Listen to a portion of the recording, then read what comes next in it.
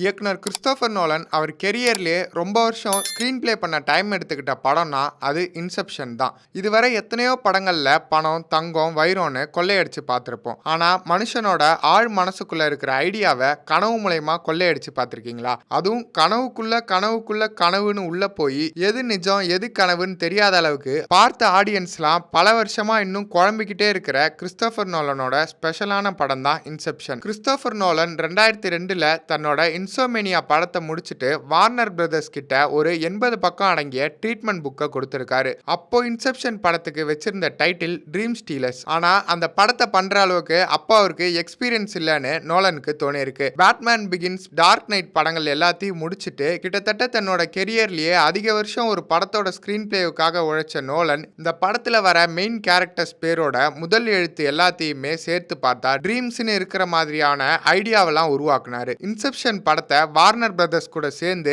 160 million பொருட்செலவுல கிட்டத்தட்ட 6 நாடுகளுக்கு travel பண்ணி எடுத்தாரு கிறிஸ்டோபர் நோலன். இந்த படம் ஆஸ்கர் மேடையில 4 விருதுகளை வாங்கி குவிச்சுது. இந்த படத்தை பார்க்கறப்போ படம் நல்லா இருக்கா நல்லா இல்லையாங்கிறத விட நோலன் படம் புரியுதா புரியலையான்ற இடத்துக்கு மொத்த ஆடியன்ஸையும் கொண்டு வந்த படம்னா அது இன்செப்ஷன் தான். இந்த நோலன் வாரத்துல அவரை பத்தின தெரியாத பல தகவல்களை தெரிஞ்சுக்க சினிமா போகன் சேனலை சப்ஸ்கிரைப் பண்ணுங்க.